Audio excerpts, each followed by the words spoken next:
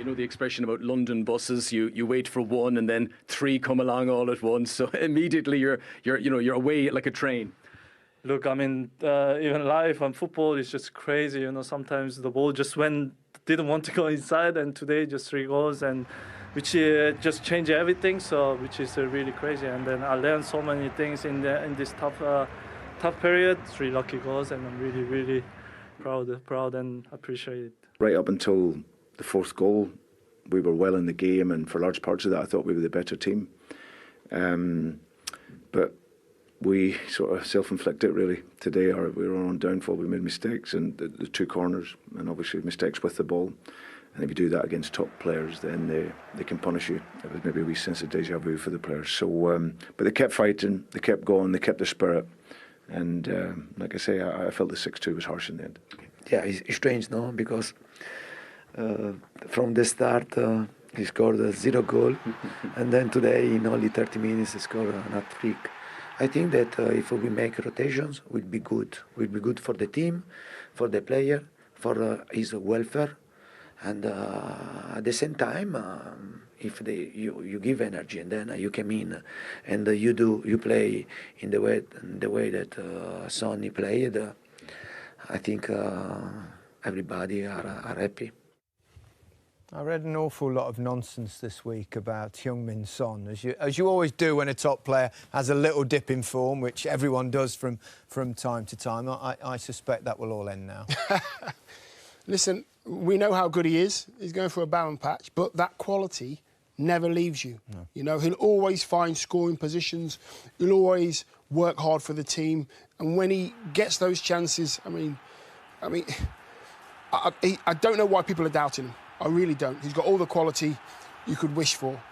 Great work by Spurs, getting behind the ball, getting it nicked there. Nice hard work. Son's on his bike. He's gone. Now he receives the ball 6 yards inside Leicester's half. He's got a lot to do.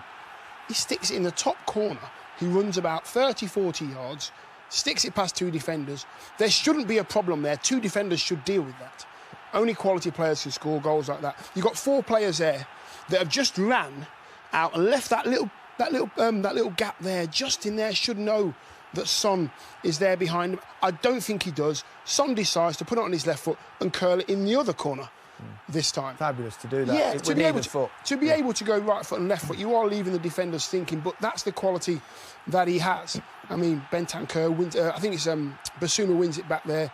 And then you've got Højbjerg, who leaves Ndidi for pace, picks the pass for Son. Son calms himself down. And in front of goal, this is the kind of person you want. There was a questionable offside there, but as you can see, he was just onside.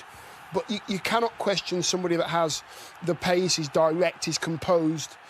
And I think when you've got someone like that on the bench, at some point, he's going to make a difference for your team. Yeah.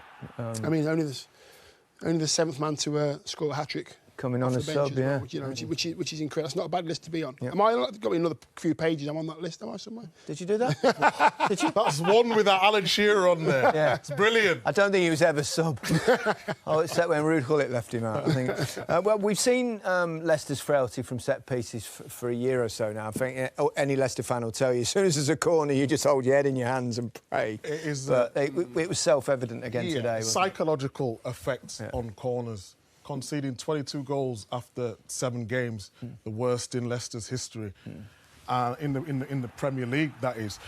If you just look at this corner here, and I understand the low on confidence, but you've got your 2 centre-half, Evans and Faz, there who have stepped up, but the rest of the team decide to drop off. This is where they should be, and what happens, there's an overload at the back post. You want to squeeze up, just to make it hard for the opposition team, try catch someone offside, and from that, I just knew it was going to be a difficult. We'll give it to Dyer here. Good movement from an offensive point of view, but if you look defensively, Daka and Justin are basically doing the same job. If you're at that front post, that is supposed to be your area where you're supposed to get rid of the ball. Because the communication's not there, the sort of sloppy, shall I go, shall you go, it just didn't work. And it's just, again, individual errors. Can Faz come round and give the option for Evans there? You can see Bentancur is on his bike there, gives it to Ndidi, and it gets tackled right onto in the middle of the pitch. You can see what Spurs are trying to do. He's waiting for the pass, isn't he, Bentancur? He's actually waiting, and this is at 2-2. You know, they got themselves into the game, played really well, but it's these mistakes that are costing them, and it's happening time and time again. This is, conceded goals from corners from last season. 19. I know. It is so worrying now. They brought in a Leicester. set-piece coach as well. Well, I don't know. I seen the interview with Maddison, and he said they've spent so much time on trying to get it right, but it's just not happening. Although Leicester did play really well up until that point. I thought Maddison was really good today. Yeah, I think Leicester have I mean, actually, today I was mildly encouraged by Leicester's performance. I know it sounds mad when they lose 6-2, but they played really well in the first half, particularly well. Leicester won't go down. It's the worst start since 80. They said worst start since 83. Who played for him then? 83? Yes. I know someone might have been around. But they stayed up. They stayed up, and that same person got 22 goals. Touché. No. Sonny, what an extraordinary story. Just take us through your emotions today, not including the starting 11. Hadn't scored so far this season. You come off clutching the match ball with a fantastic hat-trick. Well, I mean, it was tough moments, and I was really frustrated, to be honest, because with the... Of course, it's a goal as well, but the way I play, I could do much better than what I did, the last couple of games and start of the season, and I was disappointed. Of course, the team was doing really, really good, but individually, I was not really happy. But yeah, now we got a great win, and got the balls, and which is my frustrations going away. What was your mindset when you came onto the pitch? You looked like you were full of determination. No, I want to help the team because it was a tough game. Still 3-2, and you never know in the Premier League because it can always turn around after 1 minute. So we were 3-2 ups, and I want to do my best to help the team, which is I always try to do when I play on. And even today, I was helping the team on the bench. I tried to on the bench. I tried to help the teams, and I'm glad that we won the game. And before international break, we had a fantastic result. What was it like for you? Because you had such an amazing season last season in terms of goals, yet they just weren't coming for whatever reason.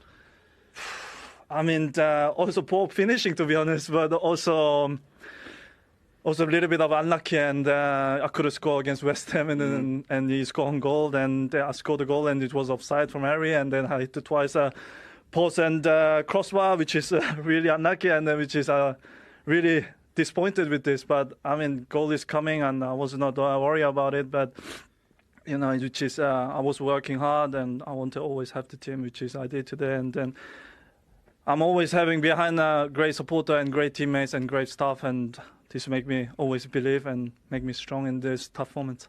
I'm sure you would have taken anything, one off your ear or something, but tell us about the quality of the first two goals. They were magnificent. I don't know, to be honest, and I like to shoot in this position, and then I was practicing even when I was a kid. I think I was talking about it so many times, but look, this is always a practicing. I think I try to always, even now after training, even I have time. If you have time, I'll try to practice this in this position, try to shoot and try to hit always top corner. But today, luckily the ball went in, so I'm really happy that finally the ball went in. And how long was that wait for the hat-trick when it went to VAR?